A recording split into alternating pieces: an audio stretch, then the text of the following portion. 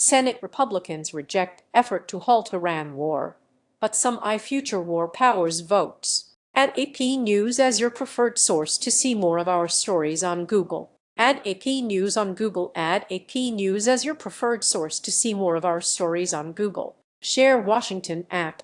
The Republican-led Senate on Wednesday rejected the latest Democratic attempt to halt President Donald Trump's war in Iran, turning aside a resolution that would require the U.S. to withdraw forces from the conflict until Congress authorizes further action. The 47-52 vote was the fourth time this year that the Senate has voted to cede its war powers to the president in a conflict that Democrats say is illegal and unjustified. Republicans say they will keep faith in Trump's wartime leadership for now, citing Iran's nuclear capabilities, the potential for ongoing talks, and the high stakes of withdrawal. Senate Minority Leader Chuck Schumer, DMY, listens during a news conference after a policy luncheon on Capitol Hill Tuesday, April 14, 2026, in Washington. AP photo/Mariam Zuhaib. Senate Minority Leader Chuck Schumer, DMY, listens during a news conference after a policy luncheon on Capitol Hill Tuesday,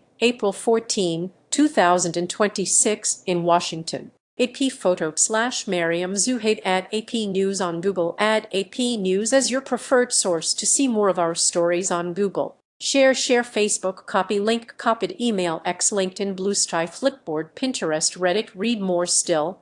GOP lawmakers are anxious for the conflict to end, and some are eyeing future votes that could become an important test for the president if the war drags on. And the outcome of a war powers vote in the House, expected this week, is uncertain. Under the War Powers Act of 1973, Congress must declare war or authorize use of force within 60 days of its start, a deadline that will arrive at the end of this month. The law provides for a potential 30-day extension of that deadline, but lawmakers have made clear that they want the administration to soon lay out a plan for the end of the conflict. After the 60-day or 90-day deadline, it's time to fish or cut bait, said Republican Sen. Tom Tillis of North Carolina. I think that the administration would be wise to put together what would look like a well-founded authorization of military force and a funding strategy. Republican senators mull a war powers resolution while voting against the Democratic efforts to stop the war. Sen. Lisa Murkowski, Aralaster, has been talking to her GOP colleagues about a resolution that would authorize the conflict beyond the 60-day deadline. She said last month that the Democratic measures would hurt the troops by prompting an abrupt withdrawal, but she said that Congress should eventually draft an authorization of force and vote on it so the American people know the limits and objectives of this military operation. There is no question that the president should have sought authorization from Congress before striking Iran on this scale, likewise bringing in our allies ahead of time as they now are equally in danger, she said at the beginning of March. Read more. Utah Sen. John Curtis said Wednesday that he had looked at Murkowski's draft and provided feedback, but would not share details. I think we are all watching the war and its timeline, Curtis said, adding that he hopes it ends before the deadline.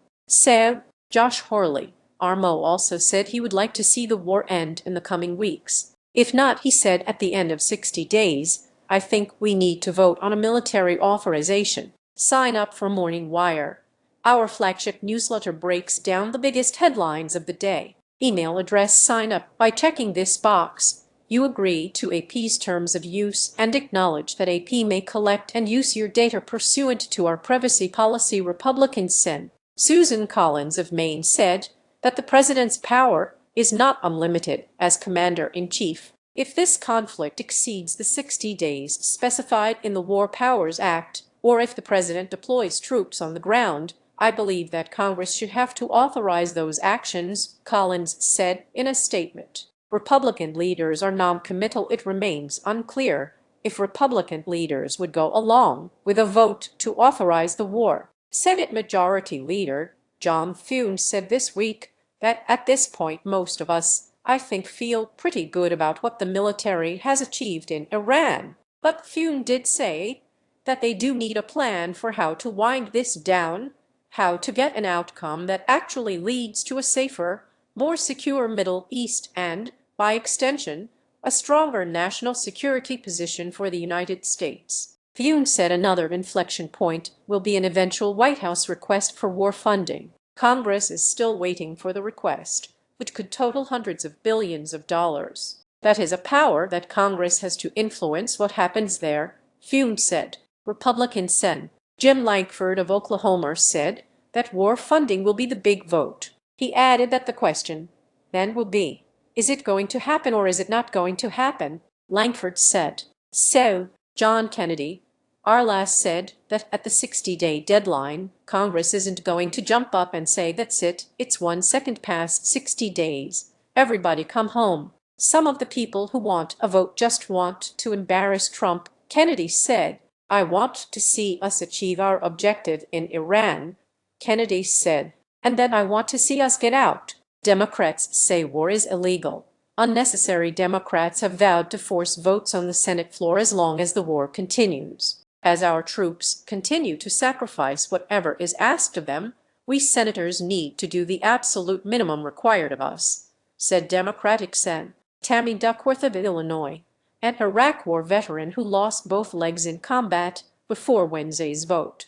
Senate Majority Leader Chuck Schumer said that with gas prices climbing, the American people literally cannot afford for Republicans to forego another opportunity to work with Democrats to end Trump's disastrous war. Sen.